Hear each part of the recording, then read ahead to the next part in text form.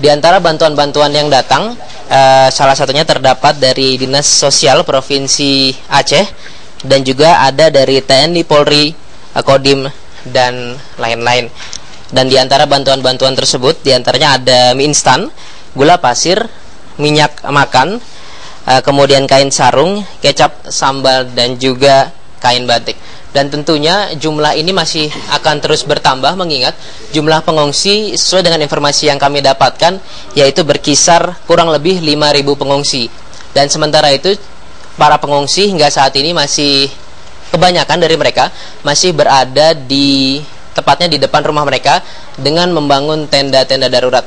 Dan tentunya dengan cuaca yang dingin dan juga kondisi yang gerimis membuat mereka terpaksa harus tinggal tidak di dalam rumah mereka, tapi di dalam tenda-tenda darurat yang mereka bangun. Dan salah satu daerah yang terkena dampak langsung akibat gempa bumi yang terjadi pada Selasa kemarin adalah daerah Kabupaten Bener Meriah. Dan saat ini saya sudah bersama dengan Bupati Bener Meriah, Bapak Ruslan Abdul Ghani. Selamat malam, Bapak. Selamat malam. Ya. Bapak, saya akan bertanya terlebih dahulu terkait dengan pusat gempa yang dikabarkan berada di 35 km barat daya dari Kabupaten Bener Meriah. Dan tadi saya juga melihat bahwa ada semacam tanah ambles gitu, Pak. Bisa dijelaskan, Pak, apakah betul seperti itu? Baik, terima kasih. Memang benar bahwa epicentrum daripada gempa ini sejauh 35 km dari ibu kota Kabupaten Bener Meriah atau perbatasan antara Kabupaten Aceh Tengah dengan Kabupaten Bener Meriah. Nah, memang ada fenomena alam yang terjadi. Ini sebenarnya sudah terjadi 5 tahun yang lalu. Ada sebuah lahan yang ambles kira-kira 100 meter dalamnya, seluas lebih kurang 4 hektar. Nah, ini amblas tiba-tiba, kita tidak tahu, tapi menurut perkiraan kami bahwa ini disebabkan karena memang ini kan daerah gunung berapi. Di Bener Meriah ada salah satu gunung berapi yang namanya Burnitelong. Mungkin letusan Burnitelong ini dulunya ada tanah-tanah ini yang rata-rata berpasir, sehingga ini mungkin tanah yang di bawahnya itu rawa atau katakanlah semacam sungai yang dulu ini menjadi terowongan, sehingga ini pada suatu saat tergerus kemudian amblas. Nah, hari ini kita melihat bertambah luas amblasnya ini. Dan ada satu fenomena yang mungkin ini harus diteliti lebih dalam, karena ini masyarakat sudah berbondong-bondong melihat adanya semacam kabut keluar dari lereng ini yang dalamnya 100 meter ini, seperti kabut asap tapi debu kayaknya ini. Nah, ini membuat masyarakat sedikit bertanya sampai sekarang. Saya pikir ini mestinya ada ahli geologi untuk melihat fenomena ini sehingga bisa dijelaskan kepada masyarakat, sehingga masyarakat kami di sini tidak panik. Karena ini rame-rame sekarang, ini ada apa ini? Kok ada asap? Ini belum pernah terjadi. Nah, ya. Bapak, kemudian apakah dari analisis pemerintah setempat melihat bahwa adanya tanah ambles ini merupakan atau memberikan dampak secara langsung bagi masyarakat sekitarnya, Pak? Iya, tentu sangat. Karena begini, di Kabupaten Bener Meriah ada gunung berapi yang jaraknya dari titik amblas ini dengan kaki gunung berapi itu lebih kurang hanya 10 km.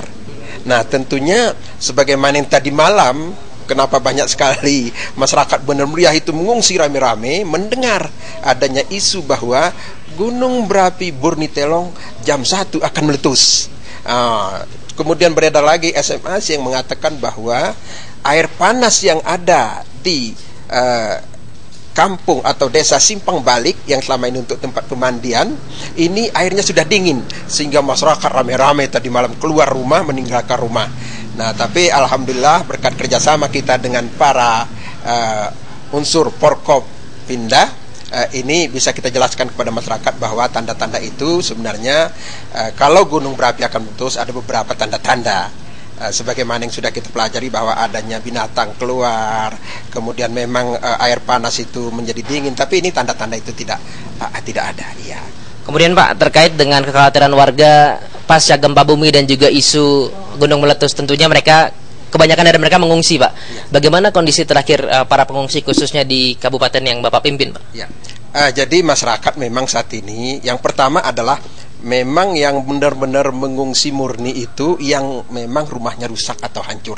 Itu memang terjadi pengungsian. Kemudian yang kedua, karena ketakutan mereka mengungsi ke daerah-daerah yang dianggap sudah bebas dari bencana gunung berapi. Nah, tetapi tadi malam sudah kita jelaskan dan sekarang sudah mereka kembali sebagian. Namun mereka belum berani untuk katakanlah tinggal di rumah. Sehingga mereka saat ini hampir semua masyarakat itu di luar rumah membuat tenda-tenda atau katakanlah membuat konsentrasi titik-titik pengungsian. Kami coba menghitung itu hampir lebih dari 20 titik pengungsian tadi yang ada untuk dikoordinir. Jadi sehingga pengkoordinir masyarakat ini lebih terarah, sehingga ibu-ibu bisa katakanlah tidur di tempat pengungsian ini, sementara yang remaja-remaja ini ronda untuk melihat. Kadang-kadang kita khawatir bahwa kondisi ini juga sering dimanfaatkan, ya. Mudah-mudahan tadi malam dengan kerjasama kita dengan aparat TNI yang ada di Bone Meriah itu ada Batalion Infanteri 114. Nah, itu bekerja sama kita dengan jajaran Polres, ini juga kerjasama. Jadi alhamdulillah semua katakanlah korban jiwa yang lebih kurang 12 itu sudah terevakuasi hari ini. Sudah, dan hari ini kita hanya mengantar ke titik-titik untuk pemerataan daripada katakanlah lauk pauk ya, masa panik. Ini ada beberapa hari masa panik. Kemudian Pak, berapa total pengungsian yang tercatat Pak, dan sebetulnya dari total pengungsi itu berapa total warga yang ada di Kabupaten Bapak? Di Kabupaten Meriah sebenarnya hanya 3 desa yang agak parah, ya, yaitu Desa Cekal, kemudian Desa Sukamakmur, kemudian Desa Kolam Parakanis. Ketiga-tiganya kalau tadi memang belum begitu akurat kita hitung, itu angka kerusakan itu sudah mencapai rumah itu di angka di atas 400-an. Tapi ini terus kita data dengan akurat sehingga nanti kita sampaikan ke pemerintah atasan bahwa yang rusak ringan sekian, rusak berat sekian. Alhamdulillah, mudah-mudahan dengan kerja keras kita ini besok saya kira ini sudah, atau malam ini sudah kita selesaikan. Kemudian jumlah pengungsi ini memang kalau kita lihat tadi angka di sekitar 1000-an itu yang memang murni kira-kira pengungsi. Yang memang rumahnya rusak. Rumah rusak itu lebih kurang sekitar di angka sudah 400 lebih. Kemudian yang takut, nah ini yang kadang-kadang kita kan sulit membedakan yang takut dia tinggal di rumah sehingga membuat titik-titik atau konsentrasi pengungsian itu mungkin tadi kita hitung-hitung sekitar 20 lebih, dan bisa saja nanti malah mungkin bertambah lagi. Iya, bisa jadi. Pak, kemudian terkait dengan kebutuhan pengungsi yang hari ini sudah menjelang malam, listrik sepertinya belum siap, air juga sepertinya masih susah karena rumah mereka hancur. Apa yang sudah disiapkan oleh pemerintah Kabupaten Bener Meriah, Pak? Ya, kita sudah di Bener Meriah kebetulan tadi malam itu jam 3-an itu sudah normal elektrik, ya, listrik. Tapi namun demikian, andainya ini terjadi, kita coba cari genset genset untuk katakanlah penerangan. Kemudian air bersih kita supply dari PDAM dengan mobil tangki. Ya, Jadi tentunya semua sudah disiapkan gitu Pak, ya? Ya memang walaupun belum siap kita berusaha. Kemudian ini ada bantuan dari Pak Gubernur, ya, dari provinsi juga sudah mulai berdatangan. Mudah-mudahan ya, walaupun mungkin katakanlah ya tidak begitu sempurna, tapi kita tetap berusaha. Dengan adanya aparat TNI Polri, saya yakin ini mudah-mudahan ini bisa kita tangani dengan baik. Ya. Baik, terima